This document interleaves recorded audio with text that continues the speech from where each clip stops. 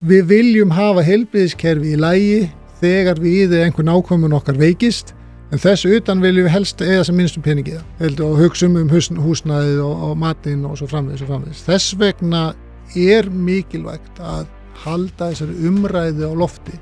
Ræðum það á hvaða grundvelli viljum við byggja heilbrigðiskerfið okkar. Hvernig viljum við forgangsraða heilbrigðiskerfinu okkar?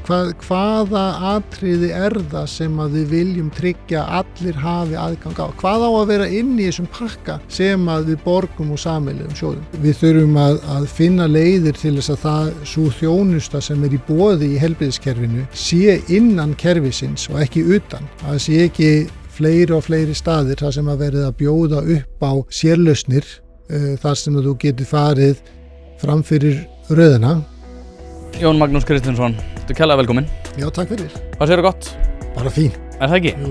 Það nú gott. Hérna, árunum við förum í málin sem eru heilbrigðismálin. Þá vil ég hlustendur fá smá mynd af því hver þú ert. Hvernig myndirðu lýsa sjálfum þér? Ég fjölskyldumaður, býr hérna í Reykjavík á nokkuð stóra fjölskyldu. Við hjónin eigum saman samtals 5 börn og bara ólst upp í Danmörku og svo á Akureyri áður en ég kom suður í háskólann. Útskrifast úr læknisfræði í 2000. Fór strax að vinna á bráðamóttökunni og menntaði mig sem bráðalæknir. Vann á bráðamóttökunni í 25 ár og varð á síðasta hlutanum yfirlækni þar og fór þaðan að hafa meiri áhuga á stóru myndinni út fyrir læknisfræðina, hvernig þetta hangir saman í skipulagi heilbrigðiskerfisins og hvernig við getum forgangsraðað hvaða áherslu þurfa að leggja og svo framvegis og þess vegna mjög þakklátur þegar ég fikk tækifæri til þess að vera aðstoðarmaður heilbrigðisráðherra núna fyrir rúma ári síðan. Mm-hmm. Hvað það sem þú er reynslu af bráðamóttökunni og það náttúrulega svolítið þannig að við fáum alltaf sérstaklega fréttir frá bráðamóttökunni og við erum núna nýlega búin að fá fréttir af bráðamóttökunni sem eru svolítið endurtekning á svona þessu stefi sem hefur verið undanfarin ár. En bráðamóttökan meðan þú varst þarna, það voru einhverja brotalamir. Hefur þetta eitthvað skánað og ef ekki, hvernig ætlið að bæta það? Sko, það sumt sem hefur skánað, annað hefur versnað. Það alveg þannig. Á þeim tíma, undir lokið þegar ég var þar, að þar var skortur á hjúkrunarfræðingum sérstaklega og sjúkraliðum. Það vantaði bara hérna starfsfólk. Fór að vanta líka lækna tíma, en mönnunin orðin betri, þannig að það hefur skánað. Það sem hefur ekki skánað í raun og veru heilbrigðiskerfið og úrlausnirnar utan bráðamóttökunnar. Allar minnst að kosta ekki skána nóg. Það sífellt verið að reyna að bæta við úrræðum en vandinn vex hraðar heldur en úrræðin sem verið að byggja upp. Og þess vegna verður ástandið alltaf erfiðar og erfiðar bráðamóttökunni. Mm-hmm. Og það leiðir til þessari tilfinningu sem að maður fær þegar maður hlustar á fréttirnar og hefur ekki aðra innsýn í málið. Það að það aftur verið að segja sömu fréttina og sama vandamálinu og sömu ástandinu og það sem getur verið erfitt að átta sig á að þrátt fyrir allt að þá eru sömur þættir í þessu vandamáli sem eru alltaf að aukast, sem eru mun verri í dag heldur en voru þegar ég var þar fyrir 5 ára síðan. Mm-hmm. Já, þetta náttúrulega það sem ég tók helst úr, ég náttúrulega rannsakaði Landspítalann árið 2023 og það sem ég tók úr því var að öldrunarþjóðar þjóðar og hjúkrunarrými væru kannski svona stærsti stabbinn til þess að takast á við þetta verkefni og nú erum við að sjá að það jafnvel eldra fólk sem ljótt að nota á það orð en svolítið geymt á jafnvel eða þar sem þau ekki að vera og ég var að fara yfir tölurnar að árið 2023 voru þeir sem voru yfir áttrætt voru 3,4% en árið 2053 gert ráð fyrir því að þetta verði komið upp í 8,2%. Þannig að næstu því svona rétt tæplega þrefaldast á mjög skömmum tíma. En út af því að það búið að vera að tala það sé verið að auka hjúkrunarrými og annað. En hins vegar þá velti ég fyrir mér út af því að bráðamóttakan alltaf í brennendefli. En líka í ofanarlag, eitthvað sem ég ræddi meðal annars við Runólf Pálsson, var að sílóismi innan Landspítalans væri of mikill sem að leiddi til þess að það væri kerfislegur vandi á bráðamóttökunni út af því að kerfin og deildina þá sérstaklega væri kannski ekki með hagsmuni heildarinnar að leiðarljósi, heldur væru meira að einbeita sér einmitt að passa upp á hagsmuni hverjar deildar fyrir sig sem að leiddi til svo til þess að bráðamóttakan væri of oft yfirfull. Hvernig metur þú þetta svona þegar ég segi þetta? Ég held að þetta sé á vissu leyti rétt en það má ekki gleyma því að þetta er óbúslega skiljanlegt vegna þess að allar einingar, allar deildir Landspítalans eru yfirfullar. Rúmanýtingin er og yfir 100% á nánast öllum deildum spítalans og við erum að bregðast við bara sem manneskjur bregðumst við miklu þrengra við þegar við erum aðþrengd. Þannig að það er eðlilegt að deild sem er með 105% rúmanýtingu sé á bremsunni gagnvart því að taka við fleiri sjúklingum þó svo að staðan sé ennþá erfiðar á bráðamóttökunni. Þannig að ég held að þetta sé bara svona myndbirting af þessum kerfislega vanda sem við erum í, sem að eins og þú nefndir snýra því að við höfum verið allt og sein í uppbyggingu þjónustu fyrir aldraða sem þurfa langtíma þjónustu, uppbyggingu hjúkrunarrýma þar á meðal en líka þjónustu við fólk heima. Við þurfum öflugri heima hjúkrun, við þurfum að leysa úr fleiri málum í heimahúsi. Það er nefnilega stór hópur einstaklinga sem að geta liðið vel heima ef þið fá meiri stuðning og þetta snýst náttúrulega bæði heilbrigðisþjónustu en líka félagsþjónustu og þessi vinna sem hefur verið í mörgum sveitarfélögum en því miður ekki öllum það samþætta félagslegu og þjónustuna og heilbrigðisþjónustuna, hún er alveg ofboðslega mikilvæg. Við erum að sjá alveg mjög gott dæmi það sem að þetta hefur verið gert með myndarlegum hætti í Mosfellsbæ. Það sem þessi þjónusta er ofboðslega vel inta hendi. Og svo erum við með önnur sveitarfélög á höfuðborgarsvæðinu þar sem þessi þjónusta ekki samþætt. Þar sem að flækjustigið við það að fá heimaþjónustu og heimahjúkrun fyrir einstakling er miklu meira. Það sem það tefur þá þjónustu og það sem þjónustuna er ekki nóg til þess að einstaklingum getur verið öruggur heima allan sólarhringinn. Sem gerir það að þá þarf hann að vera annarkvort á spítal eða hjúkrunarheimili og sem gerir það að vandinn og skorturinn á hjúkrunarrýmum og rýmum á spítalunum verður miklu meiri.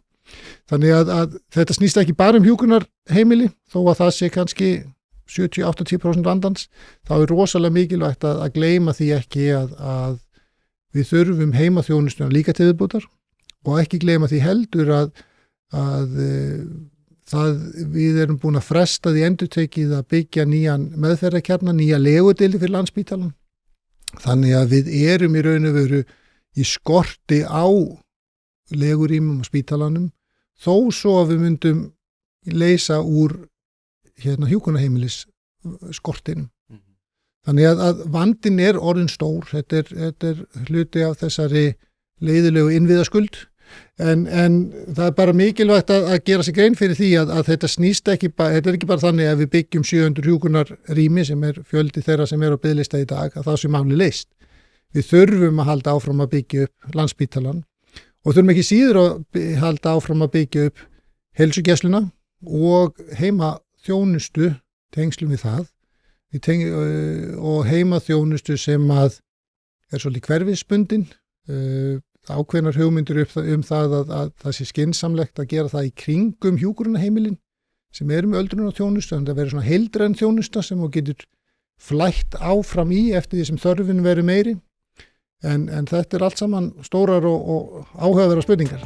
Hlaðvarpið er í samstarfi við stöndu og mikilvæg fyrirtæki og eitt af því er Poulsen. Poulsen.is til þess að skera hvað eina, hvort sem þú þarft að fara í bílrúðu skipti eða einfallega bílrúðu viðgerð, þá ferðu inn á Poulsen.is. Ef það er stjarna í framrúðunni þá bara bókaru tíma á heimasíðunni, ferð með hann og hann er tilbúinn samdægurs. Ekki vera með stjörnu í bílrúðunni, Poulsen.is, láttu græða rúðuna strax í dag. Já, þetta er það. En þá velti ég fyrir mér út af því ég sá að þú og Alma Möller voruð með að skrifa grein þar sem að þið meðal annars nefnduð að 80% ætti, ja, 80% svona verkefna ættu að vera beint að heilsugæslunni og nú vitum við náttúrulega að heilsugæsla höfuðborgarsvæðisins með læknavakt frá klukkan 5 þar sem að þeir sinna verkefnum í þannig kjarnanum þar sem að Krónan hvað heitir þetta, miðbær? Nei. Austurbær, já. En Austuver, já, er það ekki? Það sem hérna bakarameistarinn við hliðina og þetta dót. En hérna þá velti ég fyrir mér sko út af því að núna hefur pólitíkin gert svolítið svona fræg fyrir það að standa að einhverju leyti í vegi fyrir því að heilsugæslan og einkareknir aðilar geti komið að aukinni þjónustu. Samt erum við að sjá það að ánægjutölur með einkareknar heilsugæslustöðvar eru hærri heldur en hjá þeim sem eru reknar opinberlega.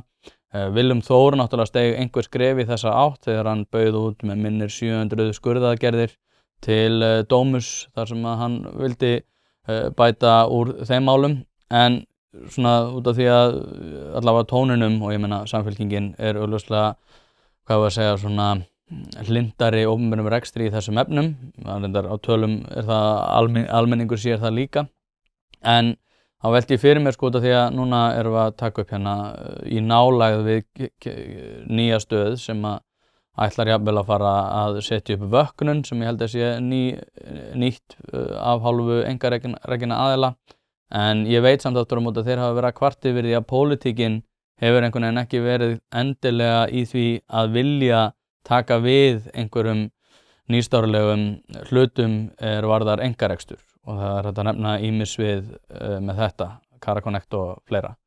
Þannig ég velti fyrir mér sko breiðmyndinar og kannski sem vinklað heilsugæslustöðvarnar sérstaklega inn í þetta en með einkarekstur og þessa ríkisstjórn, hvernig horfir bara aukin einkarekstur við þessari ríkisstjórn?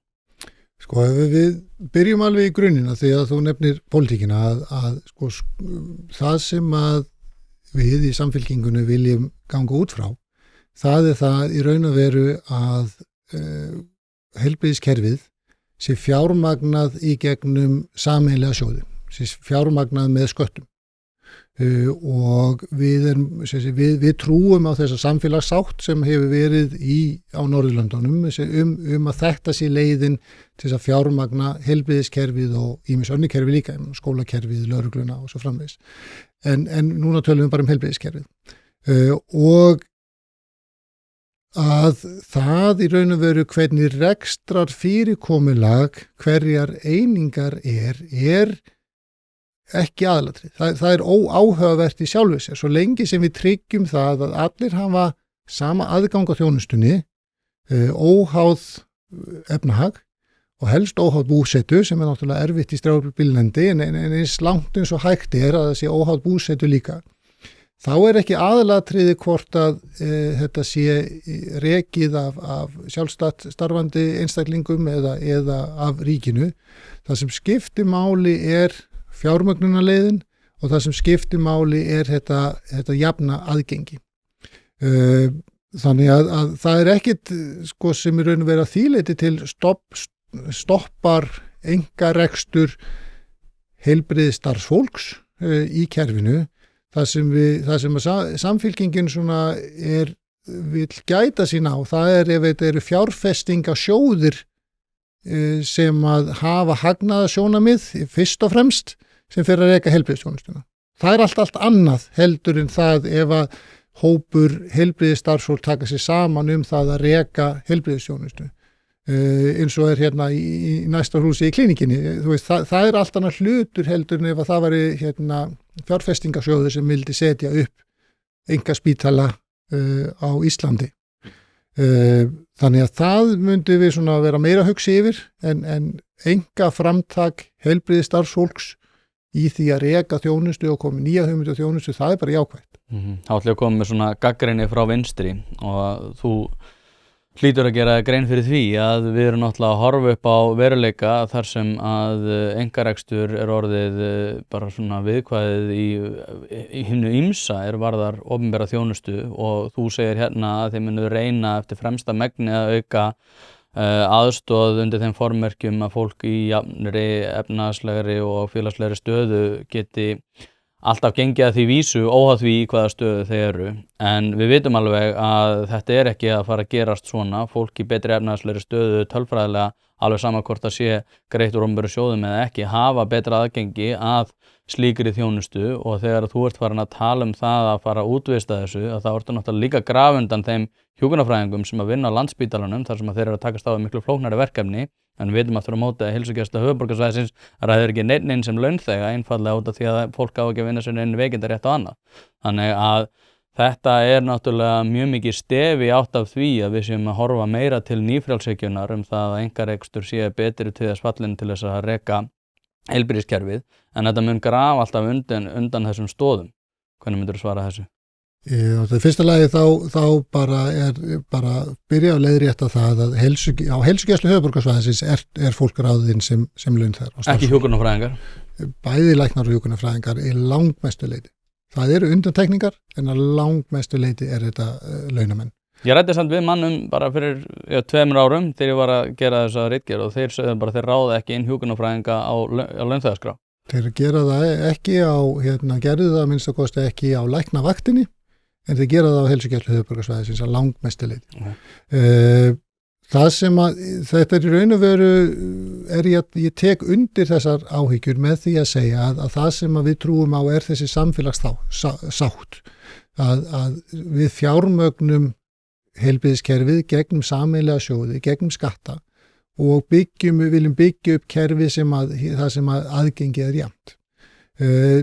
Ákveðnar aðrar forsendur heldur en kannski bara beinlínis heilbrigðiskerfið þurfa þá líka að vera til staðar. Við þurfum að tryggja það að allir fái jafna menntun, þannig fólk hafi þekkingu og getu til þess að leita þeirra þjónustu sem að þeir þurfa að gera.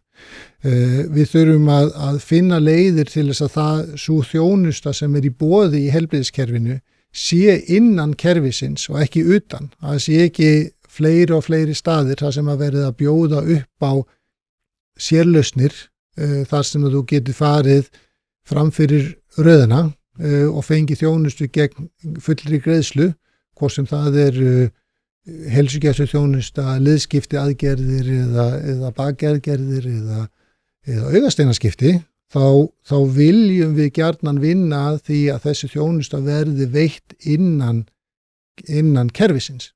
Þannig að allir fari í sömu biðröðina, allir séu á sama biðlistan sem þurfa á þjónustuna að halda, og byggja upp mjög öfluga heilsugæslu sem með tímanu verið þá öfluga. Þar fyrsta stoppið, að þú leitar alltaf fyrst á heilsugæsluna og miða við það að minnst að kosti 80% tilvika að þá leysist málið í heilsugæslunni, en að sé heilsugæslan sem metur það hvort það þurfi aðra sérhæfðari þjónustu að hjálpar þér og stýri þér á réttan stað í kerfinu ef það ekki, og það sé þá alveg sama hvaða efnahag þú býr yfir, að þá ferðu í sömu röðina til þess að fara í liðskipti aðgerð, augasteinaskipti til hjartalæknis, með barnið til barnalæknis eða hvað það er. Þannig að það þannig sem við viljum nálgast þetta. En það útilokar ekki að sumir þeirra sem veita þjónustuna geti gert það án þess að vera starfsmenn ríkisins, heldur sem sjálfstætt starfandi einstaklingar. Það engin þversögn í því að mínum mati. Hlaðvarpið í samstarfi við fiskhúsið.is. Fiskhúsið.is heildverslun fyrir veitingamenn sem vilja það ferskasta og það besta fyrir sína kúnna. Hvort sem það fyrir veitingareksturinn, hótelreksturinn, mötuneytið eða hvað annað, þá ferðu inn á fiskhúsið.is til að sjá það gríðarlega úrval sem að strákarnir hafa upp á að bjóða. Ef að þú vilt hið ferskasta og hið besta, þá gerir þetta sjálfsögðu almennilega, ferðin á fiskhúsið.is. Það ekki til sú spurning sem að strákarnir hafa ekki svarið við, þannig enn og aftur fiskhúsið.is til að fá ferskasta og besta fiskinn á landinu. Nei, ok, tökum þá sem að mér kannski aðeins auðveldara að koma með gagnrýnina frá hægri. En sko, þú talar þessa biðlista og allir eiga að fara í sömu röð, en ég meina væntanlega viljum við bara sama og hvernig því fyrir komið að við séum bara að minnka þessa biðlista, og það að fara að grípa fyrir hendurnar á einkaaðilum alltaf út af því að þið eruð í einhverjum hugmyndafræðilegum jöfnunar tilraunaverkefnum það að þið getið bara miðstýrt þessu þvers og kruss. af hverju óskopunum erum við ekki bara að horfa til þess að ef einhver tilbúin til þess að greiða fyrir einhverja þjónustu og einhver tilbúin til þess að veita hana, þá er það ykkur algjörlega óviðkomandi í ofanálag auðveldara náttúrulega ykkar verkefni að vera með minni biðlista af fólki sem að þarf á þjónustu að halda.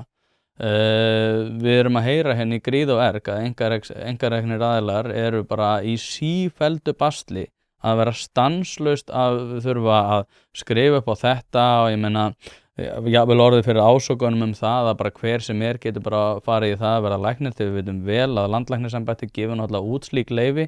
Af hverju ættum við að vera í einhverjum svona hugmyndafræðilegri miðstýringu þegar að raunverulegt fólk tilbúið til þess að vera að stytta þessa lista bara út af því að þú vilt klappa þér á baki fyrir það að vera góð manneski að hjálpa einhverjum hópum sem að hafi ekki efni á þjónustinni? Ég held að þetta snýst það að ég trúi og við trúum á þessa samfélagssátt að heilbrigðiskerfi sé ekki eins og hver annar svið í markaðskerfinu. Það sé það mikið valdamunur milli þess sem að leita eftir þjónustunni og þess sem að veita þjónustuna. Það fara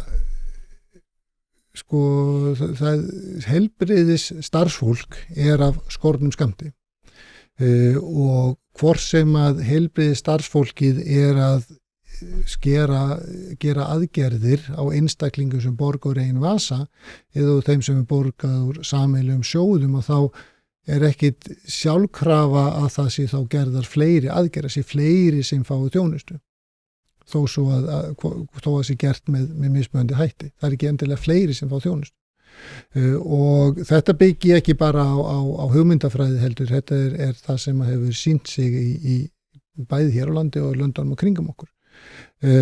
Og þannig að þá það þannig að einstaklingar sem hafa meiri fé milli handana, að það getur þá farið út úr röðinni og farið í aðgerðina annar staðar og þar að leiðandi fá þeir skjótari þjónustu og betri þjónustu heldur þeirra sem hafa það ekki og þá erum við komið í þetta kerfi þar sem við fáum ekki heilbrigðisþjónustu óháð okkar efnahag heldur við fáum betri þjónustu ef við meiri pening og það mylur undan þessari samfélagssátt það að heilbrigðiskerfið okkar sé eitthvað sem verðmætara, sem stærra heldur en að markaðsharkerfið eitt og sér getur leyst úr því. En þetta ekki aðeins flóknari þetta sko, því ég mann þegar ég gerði mína ritgerð þá voru tveimur fullbúnum skurðdeildum þar voru lokaðar einfaldlega og ekki út að vantaði skurðlækna, það var nóg til að þeim og ekki út að vantaði hjúkrunarfræðinga, það vantaði sérstaklega svæfingahjúkrunarfræðinga og þeir þurftu að með minnir að vera 2 til þess að takast á við einhverja aðgerð og þá velti ég fyrir mér sko, ok, við erum með annar staðar þar sem er verið að gera skurðaðgerðir og þar veit ég að þeir bara, ef að þeir eru ekki með svæfingahjúkrunarfræðing á standby, að þá bara finna þær út af því með því að finna svæfingalækni og í rauninni klára bara aðgerðina. Og það svona þessi sveigjanleiki sem miklu meira í einkarekstri og þú segir að þetta myndi ekkert aukast eða þú minnka stabban út af því að það myndi bara einhvern veginn verkefni myndi samt hrannast upp. Það bara aðrir sem fá þjónustuna. Aðrir sem fá þjónustuna, kannski, en ég velti samt fyrir mér út af því að bara þessi sveigjanleiki, þegar við vorum með fullbúna skurðstofur á bæði einu á Landspítalanum og einu á Borgarspítalanum, Fossvogi og Hringbraut og þeir segja einfaldlega við mig bara það út af því að við megum ekki framkvæma þessar aðgerðir án svæfingahjúkrunarfræðinga og það væri út af ákveðnum svona kjarasamningsbundnum ákvæðum meðal hjúkrunarfræðinga. Þannig að þessi sveigjanleiki ekki fyrir hendi hjá hinu opinbera og þá hlýtur fólk að spyrja þessi spurningu, ég bara að borga fúlgur fjár inn í þetta heilbrigðiskerfi í hverjum mánuði, ef ég tilbúin til þess að borga í ofanalag fyrir sveigjanlegra kerfi þá ég sjálfsögðu að fá að gera það. Þannig að sko, ég sammálaður sko einhverju leyti að að það sé kannski gott að tryggingastofnun eða sjúkratryggingastofnun sé að greiða þetta en aftur á móti ef einhverju tilbúin til þess að borga í ofanalag í þessa sameiginlega sjóði gegnum skattgreiðslur en líka til þess að borga meira fyrir aukna þjónustu að þá finnst mér að við eigum svolítið að sleppa beislunu af því þegar að, eins og segi, 2 lokaðar skurðstofur að meðan einn bara að skera upp og finna bara út úr hlutunum á hverjum degi. Ég heldur sérst að vísa til skurðhjúkrunarfræðingana en ekki svæfingahjúkrun. Já, það er rétt. Það ekki? Jú. Og það vissulega eitthvað sem að eru mismunandi ferlar í kringum og stundum snýst þetta það að einstaklingar sem fara í aðgerð í opinbera kerfinu, í Landspítalanum, að þetta eru flóknari einstaklingar. Þeir eru með meiri undirliggjandi sjúkdóma sem gerir að það þurfa að hafa hærri öryggiskröfur. Sumum tilvikum með það, en alls ekki alltaf. Og ég veit að innan Landspítalans hefur verið að vinna með þessi ferla að nýting skurðstofa á Landspítalan verði betur og það verður unnið með það undanfarin ár. Það ekki búin að ná fullkomnum árangri þar. En það ekkert í eðli sínu sem gerir það að það sé einkareksturinn sem hefur meiri sveigjanleika heldur en opinberrekstur. Það ekkert sem bannar opinberum rekstri að vera sveigjanlegum. Ég meina, þetta fyrst og fremst spurning menningu, stjórnunar, stíl og svo framvegis, miklu frekar heldur en rekstrarformið. Ég áfram þeirra skoðunar að ef að skurðlæknir framkvæmir eina aðgerð á einum einstaklingi, að þá sé það mikilvægt að það sé þá sem í mestri þörf. Og það að ráða því hver fær aðgerðina fyrst. Ekki það hvað hann á mikið pening, hvað hann tilbúin að borga mikið fyrir það.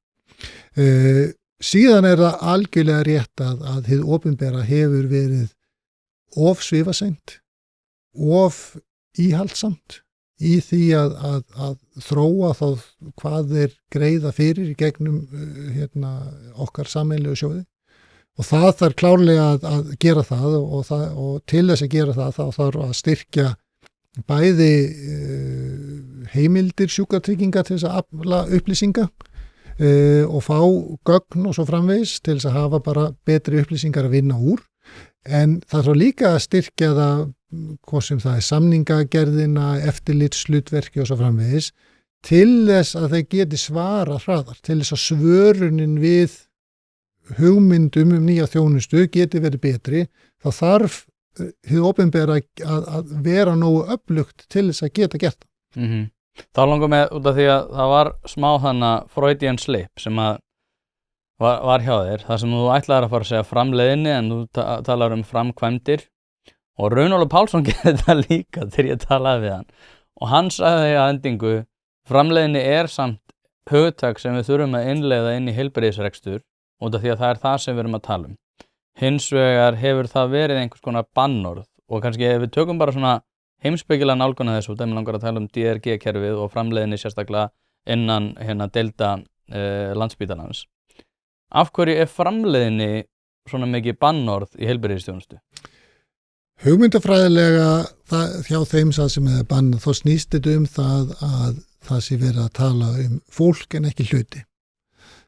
Og að einstaklingurinn sem að fær þjónustuna þarf að upplifa öryggi, hann þarf að upplifa að hann sé séður og að sé tekið til hann sem einstaklings. Og ef það verið að tala þjónustu sem að fær sem framleiðslu, sem við venjulega tengjum við framleiðslu á hlutum og vörum, að þá getur hann upplifað að það sé ekki, hann sé ekki jafn öruggur, hann sé ekki jafn séður og að hans sérstöku aðstæður sé ekki teknar til skoðunar. Þannig að það þá verið að raun að veru þetta fer yfir í það sé verið að upplifa það sé verið að setja þjónustu við alla í nákvæmlega sama mót óháð því hvaða undirliggjandi þættir, sjúkdóma, væntingar, vonir og lífskoðanir viðkomandi hefur. Mm-hmm. En það sem þetta snýst um. Hlaðvarpið í samstarfi við heitirpottar.is, hvort sem þið vantar saltvatnspott, hitaveitupott, kaldan pott, sánuklefa eða hvað eina í heita pottinn, þá ferð þú inn á heitirpottar.is og lætur græja þig þjónusta og uppsetningum all land og nú jafnvel hægt að fá sér smíðaðan sánuklefa, þar sem að þú færð sánuna nákvæmlega eins og þú vilt hafa hana. Það ekki hægt að setja verðmið á heilsuna eða samverustund með fjölskyldunni og því mikilvægt að huga að báðu og það nákvæmlega það sem að heitirpottar.is auðvelda þér að gera. Hvort sem þú ert að endurnýja gamla pottinn eða gera þetta frá grunni, þá getur þú sent skilaboð á netinu eða bara einfaldlega kíkt í verslunina að Fosshálsi 13 en þar opið alla virka daga milli 10 og 17 og á laugardögum milli 10 og 14. Ekki drolla við þetta, þú veist að þig langar í heitan pott og sánu heimtíðin, heitirpottar.is græja þetta fyrir þig. En ertu samt ekki pínu sammála samt Runólfi? Ég meina, við þurfum fyrst og fremst að hámarka árangur í því að gera fólki sem best og við aukum það með því að hámarka framleiðni á hverja einingu sem er þá starfsmaður og rými. Ég skil alveg að kann að hljóma kalt en mér finnst samt líka við einhvern veginn vera að takmarka okkur með því einhvern veginn að vera að passa okkur á einhverjum ákveðnum orðum til þess að þóknast einhverjum sjónarmiðum og því að ég meina ef ég ætlum að ráða þig sem lækni og það þarf kannski að gera einhverja nokkra hluti þá vil ég bara að þú ert að hámarka þína framleiðni til þess að sem mestur árangur næst á sem stystum tíma svo að þú getur farið að þjónusta aðra. Mér finnst líka, ég ætla ekki að segja þetta endilega takmarki getur fólks til þess að veita betri þjónustu en ég aftur á móti velti ég fyrir mér hvort að þetta sé svona, ef að þetta er viðmótið að við séum einhvern veginn, þú veist að passa okkur að tala á ákveðin máta og eitthvað þannig, þá svona þú fattar hvað ég meina ég velti fyrir mig hvort þetta sé þá eitthvað sem er þá að hamla okkur á kannski víðara sviði. Fyrir mér þá getum við alveg talað framleiðni, það er ekki aðalatrið, það sem við þurfum bara að muna er það að við verðum þá að hafa inn í framleiðni hluttækin hluti eins og gæði og öryggi að það að gera eitthvað hratt sé ekki lokamarkmiðið, heldur að gera það með öryggum hætti og með góðum gæðum og þá líka það að við verðum að forgangsraða hvaða er sem við erum að framleiða. Þessi að öll þjónusta sé ekki er ekki jafn mikilvæg. Ég meina við viljum bara sem dæmi við viljum að ríkið og þið opinbera tryggi það að einstaklingar fái krabbaminn skurðaðgerð sem það þurfa en við höfum ekkit endilega sömu skoðanir á því að það sé í fegrunaðgerðum. Það er ekki allt, já nú er þetta, veit ég þetta er alveg ekstrem dæmi en þú veist það er ekki jafn mikilvægt. Og þegar við tölum framleiðni að þá stundum verður áherslan á hinn bóginn of mikil á fjöldatölur á tímaeiningu og við gleymum þessum þáttum, öryggi, gæði og mikilvægi. Og það er í raun og veru, þannig við getum talað framleiðni ef við tölum hina þættina samhliða. Já, það leiðir okkur eiginlega fullkomlega inn í næsta þátt sem ég langar að ræða sem er sko, út af því að það sem að þú ert, svona þín athugun gagnvart þessu var undir þeim formerkjum að við værum með svona P4P kerfi, það sem heitir Pay for Performance og þá ertu í rauninni bara að reyna að hámarka framleiðni eins hratt og þú getur og þér er umbunað í samræmi við það. Þetta er kerfi sem hefur verið prófað víða á sérstaklega á svona, minni aðgerðum og styttri heimsóknum sjúklinga en hefur ekki gefið góða raun út af því að fólk var kannski að fá greitt sérstaklega fyrir að setja æðalegg og þá var það kannski að setja æðalegg miklu oftar eða ristilspeglun og það var kannski auðveld aðgerð en aftur á móti kostaði hún mikið og þá fór fólk einhvern veginn að gera það miklu oftar heldur en að þurfti og það sást bara á tölunum. En í dag erum við með kerfi sem heitir DRG sem er líka kostnaðar og framleiðni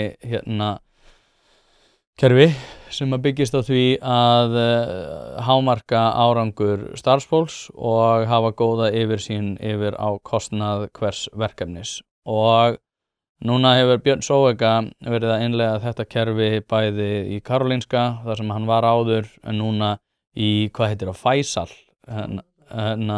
í Sádi-Arabíu. Og hann var núna, ég held að hafa verið að koma núna í gær eða fyrradag, hann er í 12. sæti yfir bestu spítala í heimi. Og nú veit ég sko að okkur kannski finnst hann ekki vera besti þess fallinn að stýra hérna á Íslandi og hann gerði það ekki alveg nógu vel og hann náði ekki að koma nægilega vel inn í þegar hann var að vinna undir Willum, en núna þegar við erum með þetta kerfi og ég veit að það var innleitt, minnum 2013 var byrjað að skoða þetta eitthvað, 2016 var það aukið, en við höfum aldrei að fullu leyti innleitt DRG-kerfið og svo ég útskýr það og náttúrulega byggist það á því að við erum með kerfi sem er kostnaðarmetur og svo hægt að í rauninni meta það hversu mikið einingarnar eða deildirnar er umbunað í samræmi við þessa DRG-ferla og það eru settar hömlur á það hversu margar aðgerðir þú getur gert að hverri tegund og annað ekki eitthvað sem við þurfum að horfa til þegar Björn Zoëga getur í rauninni veitt deildum innan borðs meira frelsi til þess að haga sínum málum á sinn máta og í samræmi við þetta DRG-kerfi fyrst að hann í gríð og erg að sýna fram á betri árangur á spítölum heldur en hér á landi ættu við ekki svolítið að vera að horfa til þess nákvæmlega sem hann að gera og vera svolítið að reyna að hámarka það að við innleiðum áþekk kerfi. Jú, það mjög margt gott í því sem hann að gera og hann að ná alveg framúrskarandi árangi, bara ekkit, ég held að enginn sem getur sagt annað. DRG-kerfið virkar vel fyrir sjúkrahúsþjónustu, að langmestu leyti. Það samt þannig að það eru yfirleitt alltaf þættir sem eru undanskildnir DRG og bráðamóttöku þjónustan er dæmi það vegna þess að það svona óskipulögð þjónusta. Þetta yfirleitt svona skipulagðari þjónusta sem er undir í DRG. Þannig að ákveðin greining með ákveðinu aðgerð skilar ákveðnum einingum sem gefur ákveðna peninga. Og það sé þá bara stofnunarinnar eða deildarinnar að leysa það hvernig við gerir þetta sem skilvirkni hætti og þannig myndast hvati til þess að bæta ferlana. Og það bara mjög jákvætt og endilega að halda í það og það nýlega búið að innleiða þetta á Sjúkrahúsinu Akureyri. Það verið að skoða það að innleiða þetta í skurðþjónustunni á Sjúkrahúsinu Akranesi. Þannig það verið að auka vægi DRG á Íslandi núna bara á síðustu árum og Alma hefur líka verið í því núna bara á síðustu ári síðan eftir hún var á þeirra.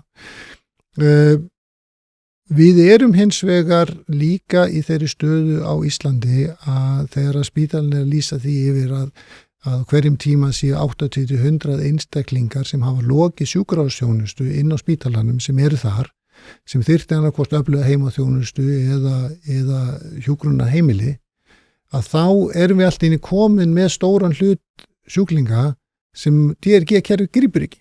Vegna þess að spítalinn hefur þegar fengið greitt fyrir meðhöndlun á þá greiningu sem viðkomandi með, hvort sem það var mjaðmabrot eða lúnabólga eða hvaða nú var. En þau þurfa samt sem að þjónusta þennan einstakling. Og ég meina 100 og nú var ekki talan 108 sem var í fjölmiðlunum daginn, ég meina þetta hátt í 1 af hverjum 6 legurýmum spítalans. Þannig það rosalega erfitt að hafa hreint kerfi og fá kosti DRG-kerfisins fram meðan þetta ástand Þess vegna það svona áríðandi að við leysum úr þessum skorti á hjúkrunarrýmum og þjónustu við aldraða heima og öfluga heilsugæslu sem allt saman forsendur fyrir því að DRG-kerfið nái að blómstra og nái þeim árangri sem að þarf að gera vegna þess að þá getur spítalinn verið að sinna spítalaþjónustu sem DRG hannað til þess að ná utan. Það önnur kerfi sem eru betri fyrir öldrunarþjónustu og heilsugæsluþjónustu. Það sem að í grunninn væri besta kerfi fyrir heilsugæsluþjónustu það að þú fengi bara tiltekinn pening fyrir að sinna einum einstaklingi óháð því hvað þú gerir fyrir hann. Svo lengi sem heldur honum frískum, þá færðu bara þessa upphæð. Þannig þá þinn hagur í því að finna nýsköpun í þessari þjónustu. Þannig þú sinnir honum vel, hann sé ánægður, hann fá góða þjónustu, hann veikist ekki. Og ef þú gerir það með því að senda honum símaskilabóði og gera það með hann komi á heilsugæslustöðina, það skiptir ekki öllu máli. Það sem skiptir máli þjónustan og hann haldist frískur. Þannig það önnur greiðslukerfi sem betri þar. Hlaðvarpið í samstarfi við fyrirtæki sem hafa sett svip sinn á íslenska menningu og eitt þeirra eru Bæjarins bestu pylsur. Ég og þú vitum alveg að þegar við fáum okkur pylsu sem ekki frá Bæjarins bestu og þá vildum við að svo væri. Það segir það í orðinu, þetta eru Bæjarins bestu pylsur. Þið vitið það, ég veit það, skellið þessu hlaðvarpi í eyrun, farið á næsta sölustað og kaupið ykkur tvíhleypu ásamt einhverju góðu að drekka. Já, en sko, ég velti fyrir mér samt út af því að sko, við vitum náttúrulega að það er ákveðin svona illa falið vandamál, togstreita milli kjaramála lækna og hjúkrunarfræðinga og það er svona svolítið viðurkennt og það er oft svona ákveðin kýtingur í þeim efnum á Landspítalanum. Það sem ég er að velta fyrir mér og já, það kann að vera rétt sko, ég man ekki, sko það eru til DRG-kóðar fyrir bráðamóttöku og í Faisal þar sem að Björn Sófaka með það og í Karolinska að þá eru bráðamóttökur. Þannig að ég er ekki alveg sammálaður að það sé einhvern veginn að bráðamóttöku þurfa að vera tekin út fyrir svega eru varðar DRG-kerfið. Hins vegar að þá eru náttúrulega vandinn að ég tel svolítið sá að við erum ekki að umbuna fólki eftir framleiðni út af því að ef að hjúkrunarfræðingar hafa ekki hagsmuna af því að vera að gera betur í vinnunni að þá getum við ekki gert ráð fyrir því að þjónustan aukist og ég tel að ef við myndum innleiða DRG-kerfi í enn meira mæli og ég er reyndar ánægður að heyra að það sé verið að gera það en ég myndi telja þá fýsilegast að deildir yrðu verðlaunaðar innbyrðis ef að framleiðnin eykst út af því að við vitum líka að í ofanálag við þessa togstreitu í sambandi við kjaramál hjúkrunarfræðinga að þá eru hjúkrunarfræðingar í allt of miklu mæli að mennta sig, sækja einhverja gráður eins og ég er með til dæmis, ég hafa með nokkrum hjúkrunarfræðingum þegar ég sótti MPA-nám í stjórnsýslufræðum til þess að fara í einhver skrifstofustörf og þá eru hjúkrunarfræðingar að mennta sig til þess að komast frá því að hjúkra og þetta er náttúrulega líka vandi þegar við erum með forstöðumenn þessara eininga þar sem að forstöðumenn voru reyndar að hluta til teknir út en þegar við erum með yfirmenn þessara deilda að þá erum við líka að horfa upp á það að þeir eru kannski ekki með hana sérhæfingu í því og ég ætla með ég tók viðtal við einn mjög sérhæfðan lækni sem hafa sagði heyrðu já ég og svo ég tek þátt í einhverjum aðgerðum en svo náttúrulega bara fyrir stórkostlegu tími í því að vera í Excel og skoða einhverja tölur og að vera að búa til vaktaplan og eitthvað annað einhver sem ég hef ekki hundsvit á en ég aftur á móti þarf að haldi þetta út af því að ég hef miklu meira hagsmuna því fjárhagslega að vera að sinna einhverju sem ég hef enga þekkingu á í staði þess að ég geti verið að skera upp allan daginn. Þannig að þegar þetta er innleitt DRG þá tekur það svolítið á þessum vanda sem ég fer yfir aftur að yfirmenn hafi hagsmuna því að vera að mennta sig frá því að vera að sinna sérhæfðum störfum og að í rauninni taka svolítið á þessum bráðamóttökuvanda. Hvernig það er, ég veit ekki hvort það séu til kóðar þetta með heimaþjónustu eða annað en það er svo sem hægt að taka það líka. En til þess að hámarka þessa framleiðni þyrftum við ekki að taka á þessum svona yfirbyggingarvanda sem ég held að DRG-kerfið myndi laga. Ég held að það sé nokkru þættir í þessu. Í fyrsta lagi þá er eitt af því sem að Björn Sófaka gerði á Karolinska var það að breyta bráðamóttökunni þar yfir í tilvísun af bráðamóttöku. Það er að segja að fólk gat ekki lengur labbað inn á götunni. Það þurfti annarkvort að hafa hitt heilbrigðisstarfsmann annar staðar sem vísa á hann þangað eða hann þurfti að koma með sjúkrabíl. Þannig að og fyrir svoleiðis þjónustu eftir aftur komið með eitthvað, ok, við tökum við þensa tegunda sjúklingum. Þá getur við sett upp DRG. Meðan við erum með kerfi þar sem að fólk er að labba inn á götunni og þá er miklu erfiðar að taka upp DRG-kerfi og það er víðast hvar ekki inni í DRG-módelum sem er með svoleiðis opnar bráðamóttökur. Ég veit ekki hvort það eru undantekningar en víðast hvar er þannig þess en hins vegar er það þannig að það er orðin verulegur munur á umbun heilbrigðisstarfsfólks hvort sem það er í gegnum kjarasamninga og sem starfsmenn heilbrigðisstofnana eða það er í gegnum samningana við sjúkratryggingar og sérstaklega á það við hjá læknunum. Þannig að læknir sem gerir sömu verkefnin, hvað sem það er bara viðtöl eða inngrip, speglanir, aðgerðir á stofu eða í einhvers konar heilbrigðisfyrirtæki og sá sem gerir sömu hlutina innan spítalans fær alveg mjög mismunandi mikið í vasan fyrir að gera sömu hlutina og það er eitthvað sem að gengur ekki Það má ekki vera þannig að við setjum upp kerfi sem að dregur fólk út úr þessu opinbera kerfi í svona miklu mæli að það veikist. Að því að við, alveg sama hvort að við trúum á það að sjálfstæður rekstur sé hluti af lausninni og geti minnka biðtíma og minnka biðræðir, að þá erum við nánast öll á Íslandi sannfærð það að við þurfum að hafa öflugan grunn í opinberi heilbrigðiskerfi. Og ef að heilbrigðisstarfsfólki, sérhæfðu heilbrigðisstarfsfólki sérstaklega fækkar of mikið þar vegna þess að kjörin eru miklu betri annar staðar, og þá erum við ekki að ná að viðhalda því. Þá eru það þeir sem eru með flóknustu sjúkdómana, þeir sem eru með alvarlegustu sjúkdómana, þeir sem þurfa að fara í kransaða hjáveitu aðgerð eða eru að fara ekki bara að fá nýja mjöðm, heldur að fá þriðju mjöðmina sína sömu megin, þannig að þetta sé enduraðgerð, fólk árið gamalt og komið hjartasjúkdóm líka og svo framvegis, þá verðum við að missa þjónustuna fyrir þá. Þannig að ég sammálaði því leiti til að við þurfum að jafna kjörin og það þarf að meira að vera finna leiðir til þess að umbuna fyrir það að standa sig betur. Hvað sem það nú þýðir, hvað sem það er að gera fleiri aðgerðir eða að hjúkra fleirum til heilsu, að það sé einhver tenging þarna á milli. Við þurfum að finna leiðir til þess. Það hefur ekki tekist í gegnum opinbera samninga, en hefur tekist mjög vel í samningum við Læknafélags Reykjavíkur við Sjúkratryggingar Íslands sem dæmi. En þannig að við þurfum að finna eitthvað jafnvægi þarna á milli. Við erum líka meira og meira í þeirri stöðu eins og önnur vestræn ríki að það eitthvað, við erum farin að sjá í þetta fræðilega hámark á þeim fjármagni og öðrum björgum sem við getum leyft okkur að veita í heilbrigðisþjónustu. Það var í fyrsta skipti sem ég sá þetta fyrir nokkur mánuðum síðan í stórri greinagerð sem var gerð í Danmörku, þar sem að ein af niðurstöðum var svo að við getum siðferðislega ekki haldið áfram að auka hlutfall vinnuaflsins og hlutfall vergrar landsframleiðslu sem fer í heilbrigðisþjónustu, vegna þess að þá það annað sem við getum ekki gert.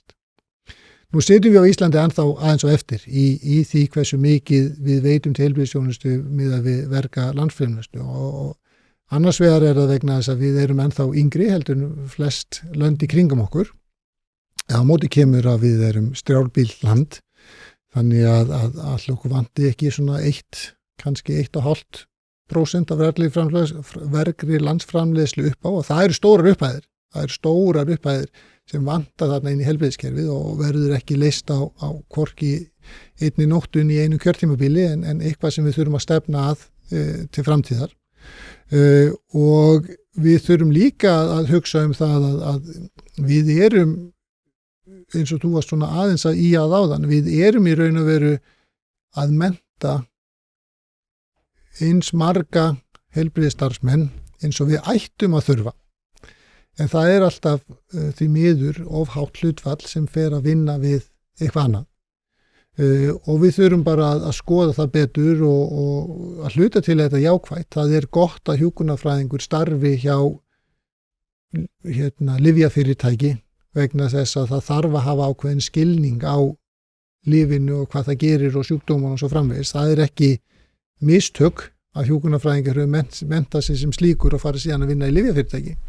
Það ekki mistök að læknir menti sig og fer að vinna fyrir sjúkratryggingar og svo framvegis. Þannig við megum ekki horfa á þetta þessi tala þurfa að nálgast 100% en hún má ekki vera undir 50% að minnsta kosti. Hlaðvarpið í samstarfi við fyrirtæki sem veita úrvalsþjónustu og eitt af þeim Alvöru Bón. Við skulum bara vera hreinskilin, ef þér þykir vænt bíliðin þá læturðu gera þetta almennilega og það nákvæmlega sem Alvöru Bón gerir. Ferð með bíliðin, hvort sem það eru alþrif, djúphreinsun, mössun eða hvað eina, þá skellur þér á Alvöru Bón og lætur degra við bíliðin. Farðu inn á vefsíðuna og tryggðu þér 10 tíma klippikort, þá þarftu bara ekkert að vera að pæla í þessu. Alvöru Bón, kíkið á þetta, þið verðið ekki fyrir vonbrigðum. Hlaðvarpið í samstarfi við Harðfisksverkun Hrafnardals. Þetta eru gæði í gegn, kemur á roðinu, fryst einu sinni og það nákvæmlega þannig sem að þú færð hann. Steinbítur sem valsaður upp á gamla mátan og þurrkaður í vestfirsku fjallalofti. Ekkert svona eitthvað þurrkklefa rugl hérna. Þetta ekki eitthvað svona sem að molnar í höndunum, heldur þetta bara gæði í gegn. Frábær gjöf fyrir þá sem að eiga allt, en ef þú ert að leita gjöf fyrir afa og ömmu og ert í vandræðum út af því að þau eiga allt, þá að sjálfsögðu gefur þeim bara harðfisk. Til að nálgast þessa gæða vöru þá sendur þú e-mail á hrafnadalur@proton.me. Þetta líka í lýsingu á þessum þætti þar sem þú getur einfaldlega séð frábæru verðin og séð alla leiðbeiningar hvernig þú nálgast þessa gæða vöru. Nei, og ekki halda áfram að fara niður á við. Það vandinn sko. Ég einhvern veginn, og mér finnst þetta sérstaklega náttúrulega vandi innan spítalans út af því að ég talaði við fleiri hjúkrunarfræðinga og meðal annars sem voru að sinna skrifstofustörfum og þar snerist þetta bara fyrst og fremst að það væri ákveðin kjarabaráttu sem náttúrulega á svona svolítið víðum sviðum, ég meina sérstaklega núna ef að kjarasamningar 1. september fara upp í loft að þá erum við bara á mjög sérkennilegum stað varðar landsframleiðslu og lífskjör sko. Og náttúrulega verðbólgu sem annar hluti af þessu. Þannig að ég held alveg með ef að kjarasamningur sagt upp að þá muni hjúkrunarfræðingar náttúrulega fara upp á afturlappirnar og krefjast ákveðina kjara. En þetta svo mikið bundið einmitt við það að svona heildin sé með einhvern svona heildarstabba sem að skiptist jafnt á alla. Og ástæðan fyrir því ég tala svona eins og ég tala bara ég vil hafa þannig að hjúkrunarfræðingar geti haft bara mjög góð kjör en einmitt fyrir það að standa sér betur í vinnu. Og sama reyndar gildir með lækna en þeir náttúrulega hafa meira svigrúm til þess að gera nákvæmlega það. En fyrir aðeins að út af því að eins og ég nefndi það með heimilislæknana að árið 2023 allavega þá voru heimilislæknar og ég veit eitthvað búið að skána en samt ennþá vandi að þá var, ég held að verið 38% heimilislækna voru aldrinum 60 til 70 ára. Sem að þýðir það að þeir eru núna mjög fljótlega að komast á eftirlaunaaldur. Búið að skána þetta með framleiðni á heimilislæknum? Já, það það. Það eru kringum 100, rúmlega 100 læknar í sérnámi í heimilislækningum núna. Og þannig að það þessi hópur verður allir útskrifaðir eftir 5 ár. En það sem hefur verið metið það að skorturinn í dag sé það bil 200 og þá erum við það að það sé þá einn heimilislæknir á hverja það bil 1200 einstaklinga í landinu. Sumstaðar meira það sem og sumstaðar minna eins og í mjög dreifðum byggðum en svona í grunninn vantar okkur 200. Einhverjir muni fara á eftirlaun á næstu árum vissulega en meðan við náum að halda því að við séum að mennta 100 á hverjum tíma, það að segja það það bil 20 í hverjum árgangi, það bil að þá erum við smám saman að saksa á þennan skort. Það mun taka áratug að við komumst í þá tölu sem við þurfum að vera og við þurfum að gæta þess að vel sé haldið utan þetta nám áfram, að það sé fjármagnað. Þetta kostar náttúrulega að mennta fólk þó að sé í vinnu meðan að vera að mennta og við þurfum að gæta þess að við séum að mennta réttu sérfræðingarna sem henta íslenska kerfinu og það náttúrulega aftur eitthvað sem gert annar staðar en við höfum ekki raun og veru átt að venjast á Íslandi. Það hefur annar staðar verið þannig að það sé skilgreint hversu margar sérnámstöður eru í hverju sérgrein og með því getur meðal annars stýrt hlutfalli sem færi heimilislækningar og hlutfalli sem færi aðra lækningar. Þannig að á Íslandi hefur stundum verið heldur mikil framleiðsla í sömu sérgreinum og þetta kemur oft í svona tímabilum, það verður vinsælt að fara í eitthvað ákveðna sérgrein sem hefur stundum leitt til þess að séu læknar sem eru erlendis og bara fá ekki vinnu á Íslandi, að bara komast ekki heim og við fórum í ferð núna til Svíþjóðar og Danmerkur í fyrra og ræddum við bara fjöldan allan af læknum sem eru þar í sérnámi og hafa lokið sérnámi og fórum yfir með þeim af hverju það væri sem að þið væri ennþá erlendis. Ég meina, hluti þeirra eru vegna þess að þeir eru bara ennþá í náminu sínum. Hluti er vegna þess að þeir hafa mentað sig á svo þröngu sviði að það er bara hreinlega ekki nógu margir Íslandingar til þess að taki því að koma heim til Íslands. Það er síðustu kjarasamningalækna eru virðast vera það góðir að kjör lækna á Íslandi eru að fullu sambærileg við það sem gerast á Norðurlöndum ef ekki betri í mörgum tilvikum. Það er nýtt, þetta var vandi. Þetta var vandi. Vinnutíminn er styttri, sem núna er skilgreindur vinnutími læknis 36 stundir á Íslandi en til dæmis í Svíþjóð að þá ertu með 40 tíma vinnuviku pluss það að þú ert með ógreiddan 4500 í mat, þannig að þú vinnur 8 tíma 4500 á hverjum degi. Þannig að jafnvægið milli heimilis og vinnu ætti þá líka að vera betra. Við höfum verið á eftir í hlutum eins og kennslu og rannsóknum en með tilkomi sérnáms á Íslandi á síðustu árum hefur tækifæri til þess að kenna og þeir sem eru sérfræðingar sé þá í raunverulegum sérfræðingstörfum en ekki í störfum sem að sérnámslækna sinna annar staði, það hefur leyst líka. Þannig að það var svolítið áhugavert að eitt af því sem að fólk fór það sem fólk fór meira og meira að tala að það var annars vegar þetta er örugglega nóg verkefni miðað við það sem ég er búin að vera mennta mig. Það fór að tala það get ég haft samninga sem ég vinn hluta af tímanum á þessari stofnum og hluta til á annari stofnun eða á stofu og það á að vera vel hægt að leysa það. Það er engin bönn eða hömlur við því sjálfur sér í kerfinu í dag og svo fór ég að tala húsnæðiskostnað. Ég meina ef ég sel húsið mitt hér og flyt heim til Íslands þá eru bara greiðslubyrði og vaxtagreiðslur bara það miklu meiri að ég hef ekki efnað að kaupa sambærilegt hús á Íslandi. Þannig að skorturinn á læknum fór að vera spurningum framboð á fasteignum og vaxtastígi. Þannig að það er allt aðrir, þess vegna er svo mikilvægt að eiga svona samtal vegna þess að allt í dag er þetta allt aðrir þættir sem að skýra lækniskortin að hluta heldur en var fyrir ykkur ári síðan. Þannig að vandinn er að við þurfum að auka við 400 fermetra einbýli á Arnarnesi til þess að skurðlæknarnir geta keypt sér það líka. Já, vissulega, en svo sem ekki allir læknarnir sem vilja svoleiðis húsnæði en húsnæði í heild sinni þurfum við klárlega að auka. Já, hérna aðeins þetta út af því að nú veit ég að og það er gott að heyra út af því að það sem að var líka vandinn var að þegar að yfirmenn deilda og ég heyrði þetta allavega á 3 deildum þegar þeir voru að ráða inn og það var einn sem sagði með mjög áhugaverða sögu og það kom einhverjum með minnir að hafa verið einhver mjög fær skurðlæknir frá Stanford eða eitthvað og hann vildi bara flytja til Íslands og hann er Íslendingur og vildi flytja til Íslands og vera bara með sína fjölskyldu og var tilbúin til þess að taka á sig einhvers konar kjaraskerðingu bara fyrir það að vera á Íslandi.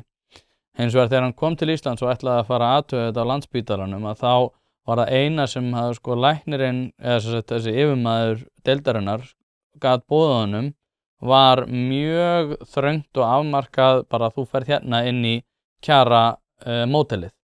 Og hann sagði, ég er kannski ekki búin að vera að vinna það lengi en ég er aftur á móti búin að sækja mér reynslu á Stanford og búin að vinna með færustu einhverjum skurðlækningu sérfræðingum í heimi. Ég tel bara að ég ætti að vera á betri kjörum. En þá gat yfirmaðurinn ekki hort til þessa og farið kannski til Runolfs eða annars og sagt heyrðu við höfum dögað í að fá mjög sérhæfðan lækni sem er tilbúin til þess að vinna mjög mikið. Er þetta búið að lagast? Já. Þetta er búið að lagast. Nýji kjarasamningurinn gerir einmitt ráð fyrir því að sé hægt að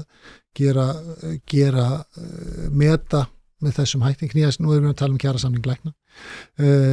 Sé hægt að gera þetta í þættu sem heitir bara önnur laun og þar sem að hægt er að semja við vinnuveitendan akkurat þessa þætti. Mm-hmm. Þannig það er akkurat, það var tekið eftir þessu vandamáli og það var tekið inn í síðasta kjarasamning. Hvenær var síðasti kjarasamningur innleiddur? Árið síðan. Já, það er bara árið síðan. Já. Og var þá samfélgingin komin inn? Já. Já, væntanlega. Þeir eru búin að vera lengur en ár. Rúmt ár. En hérna, kannski svo við ljúkum þessu.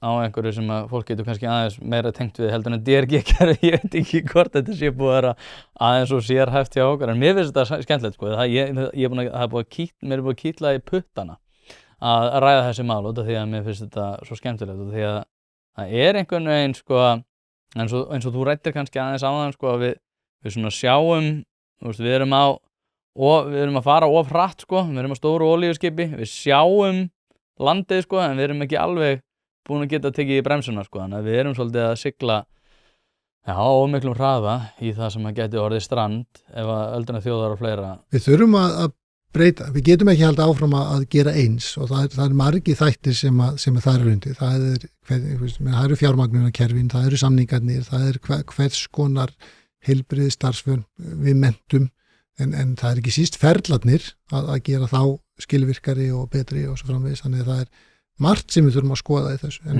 við vitum það hins vegar, við getum ekki haldið áfram að bara eins og við höfum gert síðustu 30 árin. Nákvæmlega, og ef við yfirfærum það yfir á pólitíkina, núna er náttúrulega bara verðbólga að hækka, atvinnuleysi að aukast, það heitir stagflation, ef það er yfir, ég veit ekki, það er mismunandi, sumir tala ef það er yfir 2/4 eða eitthvað eins og í Bandaríkjunum, ég veit ekki alveg hvernig það er metið hérna, en við allavega stefnum hraðbyr í verri stöðu allavega. Fólk hefur áhyggjur af lífskjörum, kjarasamningar gæti orðið í uppnámi núna 1. september, svona það horfir þetta út frá pólitíkinni. Ertu bjartsýn? Við heldum við sem öll vonum það að verðbólgan fari niður og kjarasamninga halda. Það væri mjög vond tilhugsun ef að það er ekki, þannig að við þurfum öll bæði hið opinbera og fyrirtækin að vinna saman að því að við náum því markmiði. Ég held að sé bara ekki hagstætt fyrir neinn að láta sitt eftirliggja í því.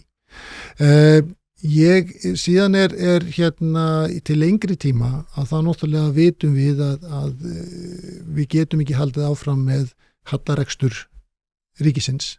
Við erum að borga 150 milljarða í vaxtakostnað á Íslandi sem að er þrefalt á við það sem að önnur lönd sem er með sambærilegt skuldahlutfall eru að greiða vegna þess að vextir og verðbætur eru á Íslandi allt annað heldur en eru þar.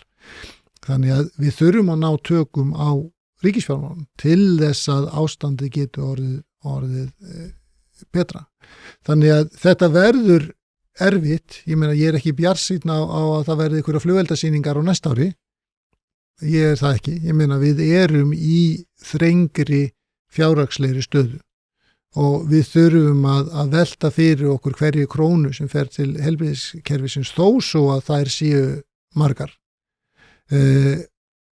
En til lengri tíma þá held ég að nálgunin með það að ná hallalausum fjárlögum, með því að hætta að safna skuldir, með því að greiða niður skuldir ríkisins, að þá munir það myndast meiri fjármagn til þess að veita meðal annars til heilbrigðiskerfisins. Þannig að ef við horfum til lengri tíma er ég bjartsýnn, en ég gerum alveg fulla grein fyrir því að það verður mjög erfitt næstu 1-2 árin að minnsta kosti. Hlaðvarp er í samstarfi við Happy Hydrate. Steinefni eru orðin mikilvægur þáttur í mínu lífi og ég er ekki einu svona grínast, ég er að nota þessar vörur í alvörinu. Það er ástæða fyrir því að þessir kassar hérna eru tómir. Nýjungarnar og framþróunin hjá Happy Hydrate er hreint út sagt frábær. Kreatín er samhliða steinefnunum, eitthvað sem að þeir bjóða upp á og ég nota að staðaldri. Eftir að ég byrjaði að nota þessar frábæru vörur að þá líður mér einfaldlega betri. Ég kem meiri verk og dagurinn verður betri. Dagskammtur af nauðsynlegu vítamínum, engin gervisykur og þú færð þetta í rauninni hvar sem að þú verslar.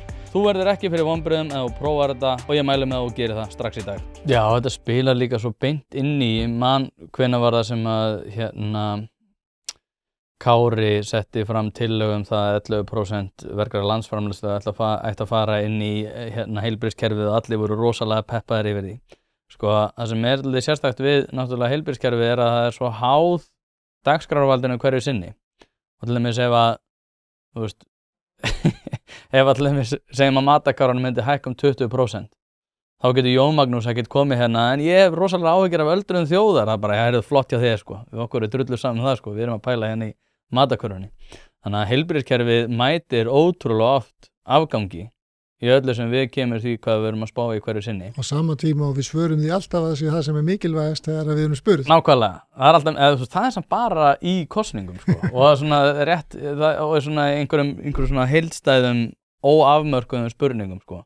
En ég held að fólk sé miklu frekar að pæla í húsnæði og matarkörfunni þegar að hólmenn komið. Þannig að eins og þú segir, sko, þetta það sem fólk setur alltaf efst. En það einhvern veginn eins og það sé ekki, allavega mín tilfinning svo að eftir að hafa tekið mörg hlaðvörp hérna, það í rauninni ekki raunin þegar að hólmenn komið, þrátt fyrir það við ættum að vera að spá mest í því, sko, og eldurinn þjóðar og fleiri, sko. Ég held að þetta sé, við hugsum ekki heilbrigðiskerfið þegar meðan við erum frísk. Já. Og flestir Íslendingar upplifa sig fríska á hverjum tíma og þess vegna þetta ekki efst á dagskráni. Þetta svona svipað eins og með leikskólamálin. Það ákveðin hópur sem á börn á leikskóla aldrei eða á leiðinni þangað þar sem þetta risamál og svo þegar komið börnu inn í grunnskóla þá hættur þessum þrýstingshópur í því að laga leikskólamálin. Við viljum hafa heilbrigðiskerfi í lagi þegar við einhver nákomin okkar veikist en þess utan viljum við helst eða sem minnstum peningi það. Og hugsum húsnæðið og matinn og svo framvegis. Þess vegna mikilvægt að halda þessari umræðu á lofti, ræðum það á hvaða grundvelli viljum við byggja heilbrigðiskerfið okkar, á hvernig viljum við forgangsraða heilbrigðiskerfinu okkar, hvaða atriði það sem að við viljum tryggja allir hafi aðgang á, hvað á að vera inn í þessum pakka sem að við borgum og sameiginlegum sjóðum. Og þess vegna hef ég verið að reyna að skrifa nokkar greinar sem ég með hugleiðingar það á hverju byggir heilbrigðiskerfi á Íslandi, á hvað hugmyndafræði það, hvert viljum við sjá það stefna og það byggir þrátt fyrir allt á þessari norrænu hugmyndafræði sameiginlegt kerfi þar sem við greiðum úr sameiginlegum sjóðum, þar sem allir að hafa jafnan aðgang. Það svona ákveðin grunnur í þessu. Svo alls konar útfærslur á því hvernig nákvæmlega við gerum það. Við viljum og við þurfum á því að halda að heilsugæslan sé sterk og öflug og að því það kerfi sem í hverfunum, sem út all land. Við þurfum að hafa þennan grunn í lagi. Svo getum við farið að vinna með mismunandi útfærslur á því hvort að þegar ef þú þarft að fara til hjartalæknis að þú gerir það inn á spítala að þú gerir það á stofu hjartalæknis og ef þú þarft að fara að láta skipta mjöðum hvort að það sé á heilbrigðisstofnun sem rekin á ríkinu eða einhverjum öðrum. Það miklu meiri möguleikar útfærslur þar en grunnurinn okkar verður að mínu mati að vera samreiki kerfi það sem allir hafa jafnan aðgang, það sem við erum með sterka grunnþjónustu og þar undir þurfum við meira að taka þessa þessa heimaþjónustu aldrara og hjúkrunarheimili heldur en höfum við verið að gera fyrir utan það að við þurfum að styrkja þessa grunnþjónustu heilsugæslunnar. Þetta fínustu loka orð, fínasta framboðsræða, ætlar ekki að skella þig fram næst? Ég hef engar ákvörðunum teknar það. Engar ákvörðunum teknar, þið heyrðu það fyrst hér, það engar ákvörðunum teknar. Heyrðu, Jón Magnús Kristinsson, takk aðeinslega fyrir að koma, hangið til næst. Takk sem leiðis.